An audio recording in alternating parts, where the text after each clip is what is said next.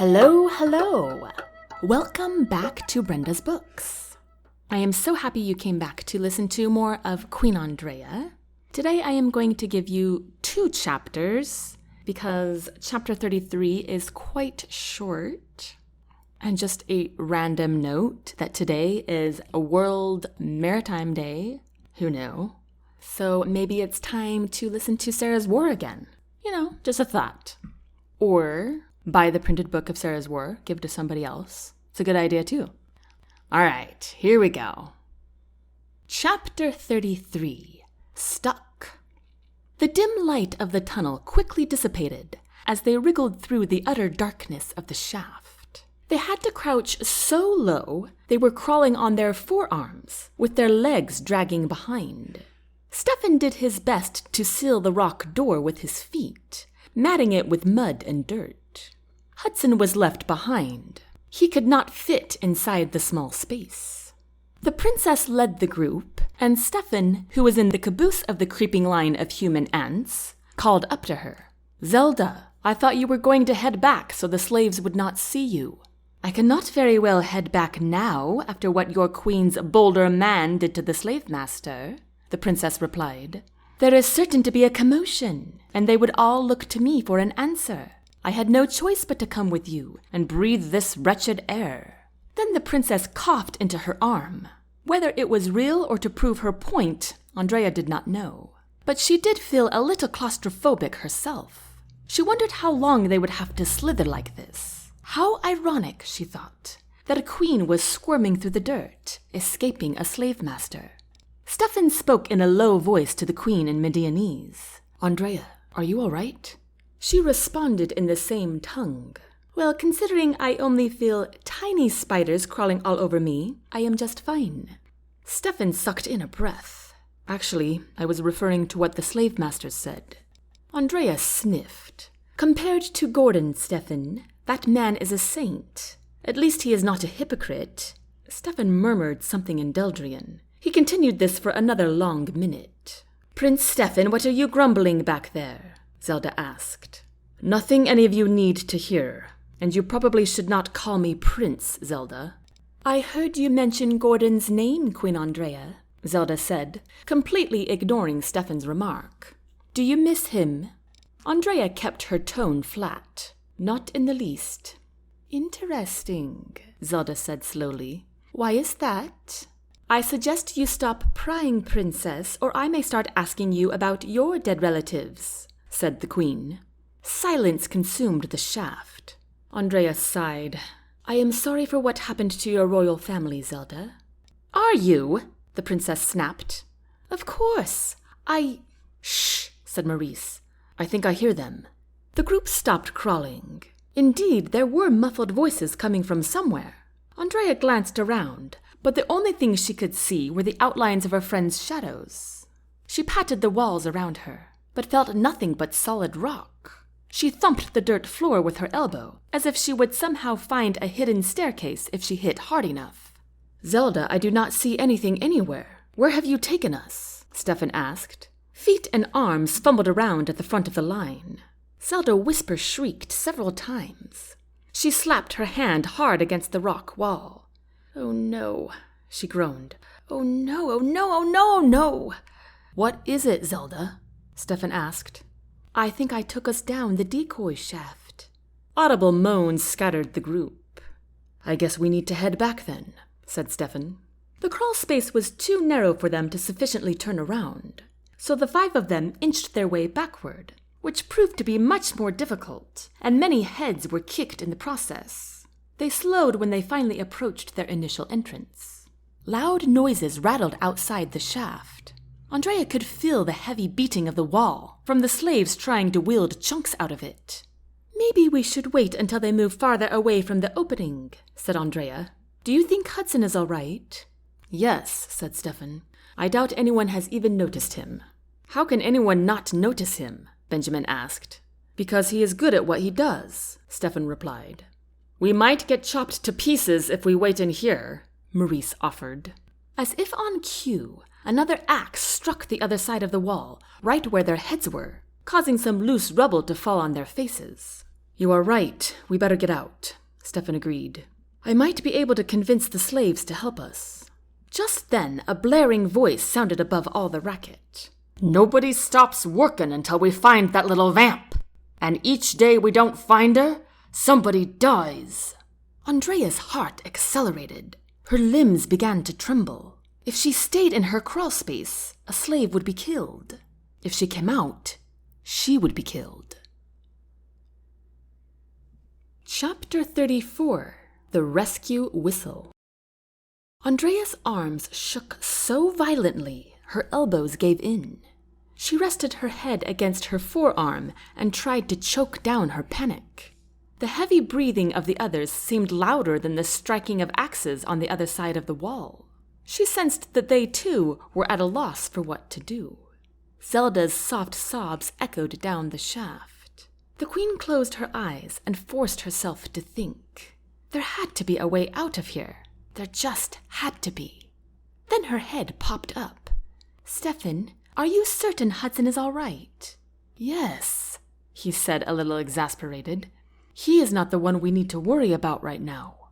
But do you think he is near the shaft's opening? Steffan paused. Most likely, but it is also possible that he went to look for another entrance. Benjamin, said the queen, Caleen says you have a very high-pitched whistle. Yes, but how is that going to help us? Benjamin asked. I need you to whistle as loudly as you can, 3 times in a row, to send a signal to Hudson. Then he will know we are stuck in here. But what if he is not nearby? Then the slave master will find us. Death might find us first, said Maurice, coughing as more dusty rubble tumbled over his back. Benjamin lifted 2 shaky fingers to his mouth and whistled so loudly Andraya had to plug her ears. He did it again, 3 times in a row. The queen had never even heard a bird whistle so high and so shrill. Benjamin whistled the same way again and again and again. The longer he whistled, the less wall thwacking there was on the other side, but the shouting grew louder and more intense. Please, Hudson, Andraya begged out loud. Please do something. Suddenly, all went silent. Benjamin took a deep breath to whistle again, but paused. What happened? He whispered. Andraya's heart plummeted. What had the slave master done? Not a second later, the large rock that was the shaft's door slid open, and the queen saw Hudson's massive hands paw through the mud and dirt until the opening was clear and his large head appeared. Your Majesty? Yes, Hudson, I'm here, said Andraya. Come out quickly. One by one, the group crawled backward out of the narrow shaft. Andraya got to her feet. Never in her life had she been so grateful to be able to stand. And despite the dusty draft, the air never tasted so refreshing. She glanced around at the dimly lit tunnel. The afternoon sunlight poured inside, but just out of reach. Where did everyone go? Zelda asked. They left, Hudson replied, resuming his statuesque self. Where is the slave master? Andraya asked. He's gone. Gone where? He gave no answer, but stared straight ahead. Then the queen spotted Hudson and Steffan sharing a look. The prince placed a hand on her shoulder. The important thing, my love, is that we are out of that horrific shaft. Now let us get out of here. But that devil slave master said he would kill someone if they did not find us. We cannot let that happen, Andraya protested. It will not happen, said Hudson. But just then a swarm of people rushed into the tunnel. They looked like slaves, but Andraya could not be sure. They halted their charge once they reached the queen and the others. The boy at the head of the crowd put his hands on his hips as he shifted his gaze over each member of their muddied group. He looked younger than Andraya, maybe 16 or 17. His jet-black hair cropped up, messy and greasy, and his skin peeled from a bad sunburn. Were you the ones who sent that signal? No one wanted to speak, but Steffan finally did. Yes, we were stuck in a shaft, but we made it out. Andraya did not hear the boy's answer. She was too distracted by the girl standing behind him. She was short with long, scraggly brunette hair. Her dirty gray dress looked far too fine for a slave, but not nice enough to be wealthy either. Her brown eyes were large and deep and shone bright on her kind-looking face. Andraya's heart leaped to her throat. "Caleen!" she cried. The girl's eyes flashed toward hers. At first she looked confused, but then recognition flooded her face and she raced toward the queen. Andraya met her halfway, and the two girls practically slammed into each other with their embrace. "I cannot believe it," whispered Caleen. "You really did come for me."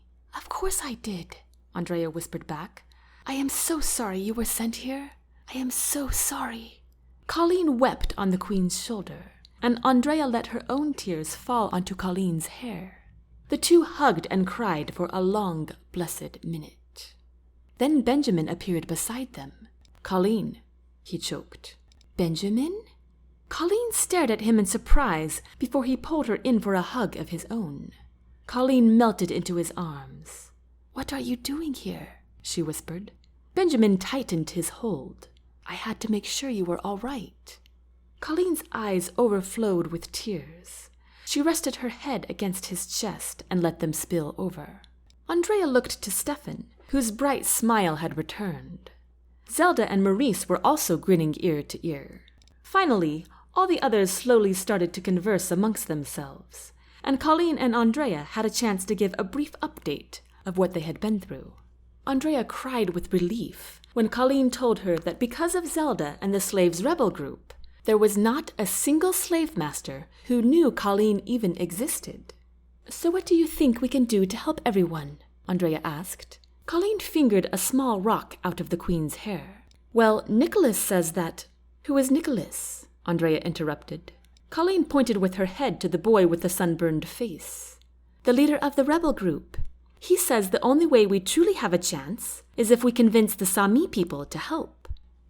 "I have heard Steffan speak of the Sami. Who are they exactly?" "Nicholas says they are an independent group of people who have never lived under the laws of the royal government. They have always completely separated themselves from everyone else.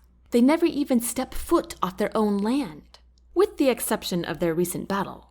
Well, maybe some slaves can join them and live on their land." Caleen shook her head emphatically. "Nicholas says the merchants would come after them. Besides, the Sami do not welcome outsiders. That is why getting them to join us will be difficult." "I can help with that," said Steffan. He and Nicholas stepped toward them, along with Maurice and Zelda. "Nicholas and I have been talking, and I have agreed to go speak with the Sami to ask for their help." "Of course you have," said Zelda. "Why would you not want to march onto the land of the most violent people ever?" "They are not violent. They are wonderful people," said Steffan. "I have friends there." "Of course you do," Zelda exclaimed. "I bet you have slave masters as friends." Fury flared across Steffan's eyes with such intensity, Andraya took a step back. So did Zelda. The princess raised her hands in surrender. "I beg your pardon. It appears you do draw the line somewhere." Steffan clenched his teeth, and a muscle in his jaw jumped. Andraya could tell he was making a great effort to calm himself, but his jaw soon relaxed. "I take it this means you are not coming with us, Zelda?" "To talk with the Sami? Absolutely not," she replied. "I will let you dig your own grave." Steffan rolled his eyes. "What about you, my lady?" he asked the queen. "Certainly. I will come with you." Now Zelda rolled her eyes. "You two really are a pair." Steffan turned to the other men. "What about you, Maurice? Benjamin?" "I would like to stay with Caleen," said Benjamin, looking to her for approval. Caleen raised her eyebrows. "I may be able to help," he said hopefully. Caleen looked to Nicholas, who was bouncing his gaze back and forth between them. Finally he nodded. "We'd be happy to have you." Nicholas held out his hand to Benjamin. Benjamin glanced down at his hand in confusion. Nicholas cocked his head with suspicion. "Oh, Benjamin," Caleen chimed in, "all you need to do is grip his hand and shake it. That is how they seal a deal here." Benjamin did just that as he met Nicholas's piercing stare.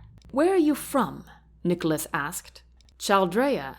We live in—" "A different culture," Caleen interjected. Benjamin grasped her hint and nodded. "Well, that is settled," said Steffan. "What about you, Maurice? Will you come with us?" Maurice slapped a hand on Steffan's back. "I admire you, friend, I really do. But there is no way you will see me with the Sami. Besides, Bopsy should be missing me right about now. Very well. It looks like it will just be the three of us, Steffan said, pointing to Hudson to include him in the trio. What is the first thing we need to do? Andraya asked him. I think we should fetch our horses, Steffan replied. Wonderful! I have missed Peanut. Steffan cracked a smile as he put his arm around her and led her out of the tunnel. And that concludes Chapter 34. I hope you're enjoying Queen Andraya, and I hope you come back next Thursday for Chapter 35, which is called Peacebreakers. And of course, you can always check out brendasbooks.net. And as always, I hope you have a wonderful week. Until next time, take care.